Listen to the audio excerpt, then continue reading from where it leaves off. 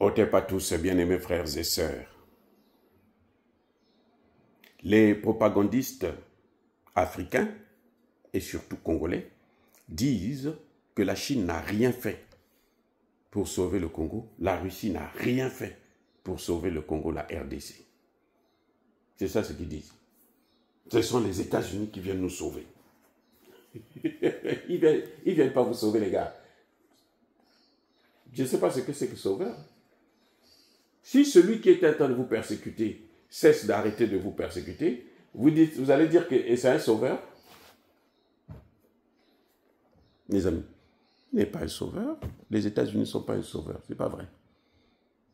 Je suis content pour les accords de paix et je soutiens les accords sur les minerais. Ça, c'est clair. Je donne ma position, c'est clair. Mais ce que je conteste, ce que je ne veux pas qu'on dise, que les États-Unis sont venus sauver la RDC. Non. Ils n'ont pas.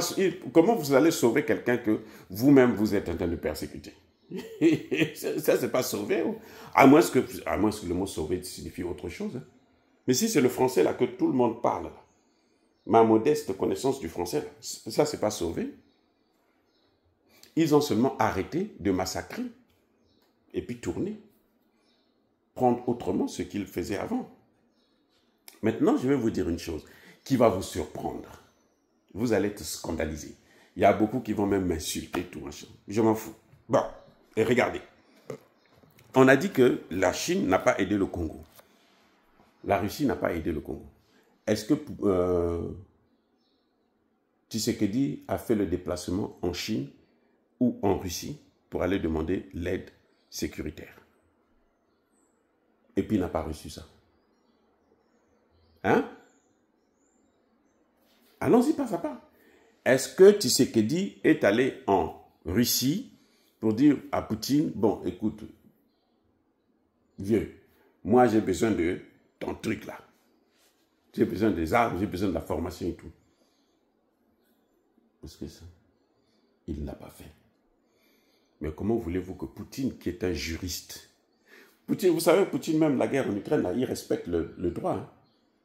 On ne peut pas condamner Poutine dans ce qui concerne le droit de la guerre.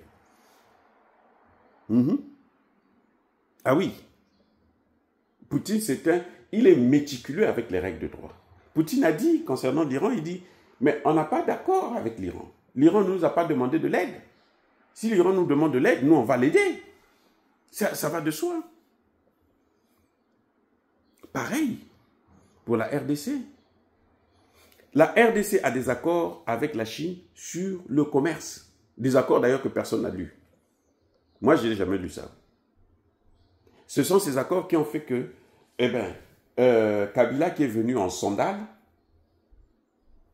au Congo, sans papier, après 18 ans, il est devenu multimilliardaire en dollars. 7 milliards de dollars, la richesse de Kabila. Plus que le budget du Congo-Brazzaville. C'est plus que le budget du Congo, sa richesse à lui. Bref, maintenant, ce qui est surprenant, c'est que les fanatiques, parce que pour moi, ce n'est pas des analystes, hein, ceux qui viennent dire, non, la Russie n'a pas fait, non, ils veulent que la Russie viole, non, nous, les Russes, là, avec eux, vous venez, vous vous asseyez, vous signez des accords, et puis mettre ça en pratique. Et chaque fois qu'ils ont donné leur parole, ils ont toujours respecté leur parole. Voilà. Les Chinois, je vous ai déjà dit, les Chinois, quand vous êtes sérieux avec eux, ils seront sérieux avec vous.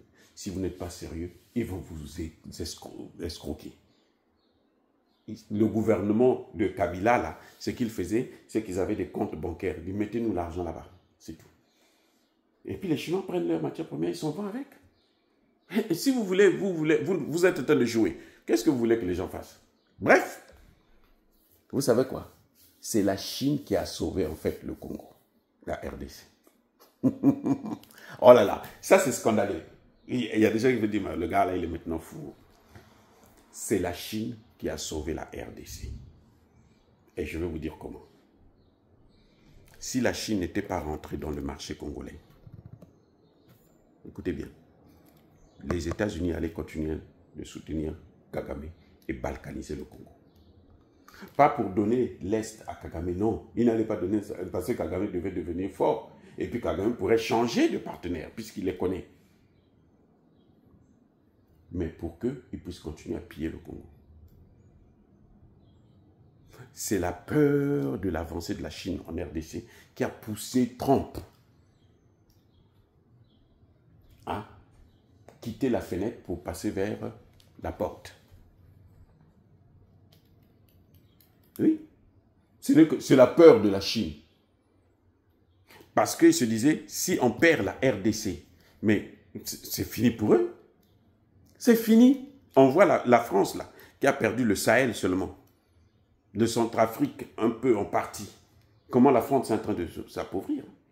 Chaque semestre en France, la dette augmente de près de 300 000 milliards. Chaque semestre. Chaque trimestre, pardon. Tous les 3 mois.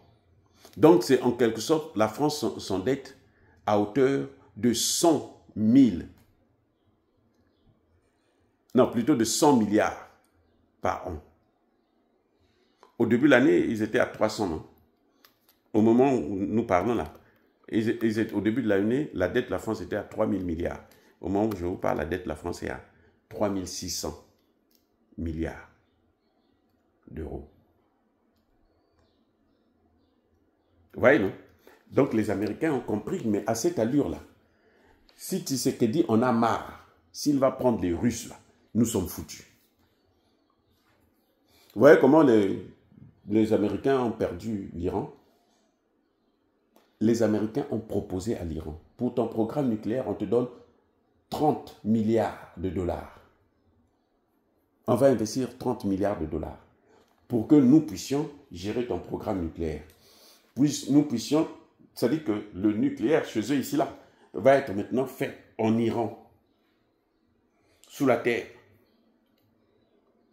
Pour apprendre cette technologie-là, l'Iran a refusé les milliards de... Pourquoi?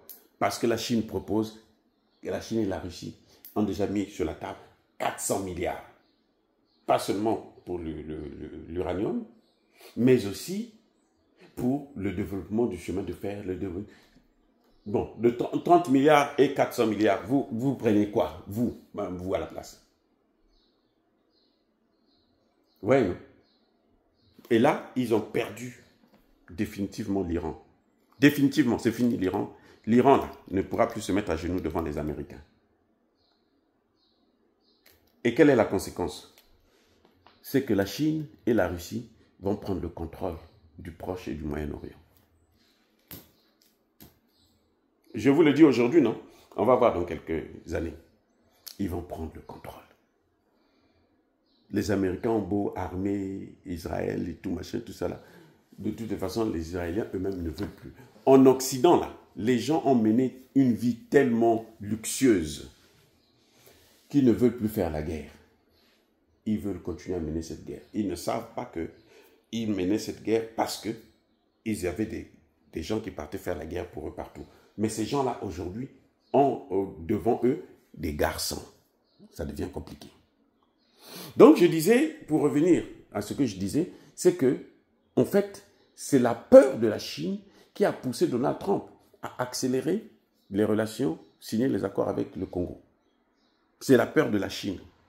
C'est pour ça que moi, si j'ai un conseil fondamental à donner à Tshisekedi, c'est de ne pas chasser les Chinois, de les laisser faire la concurrence. Pas se battre, bien sûr, parce que ce n'est pas un terrain de combat. Ils n'ont qu'à faire la concurrence. On va voir celui qui va investir le plus, qui va créer plus d'emplois. C'est celui-là qui va gagner aussi le plus.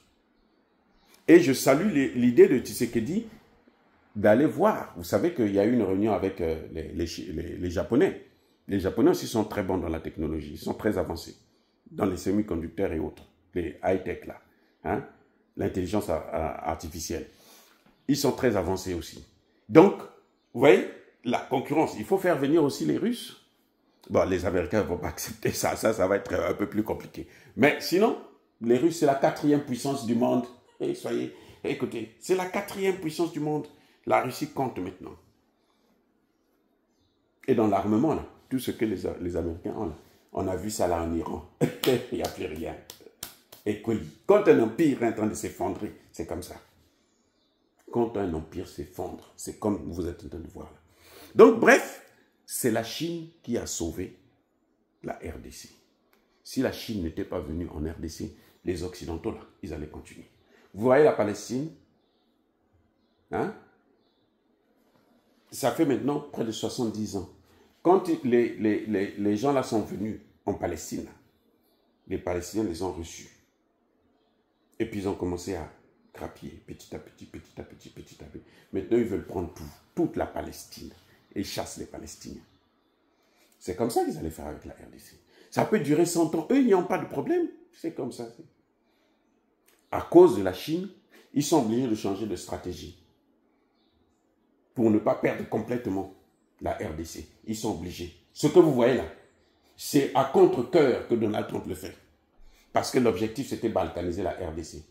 Mais là, ils ne peuvent plus, puisqu'il y a les Chinois qui sont là, qui ont investi. Et il y a les Russes qui sont en train de regarder. Si Tshisekedi s'était tourné vers les Russes, c'était fini pour l'Occident en Afrique. Donc il faut sauver les meubles. C'est ce que vous voyez que Donald Trump est en train de faire. Soyez bénis.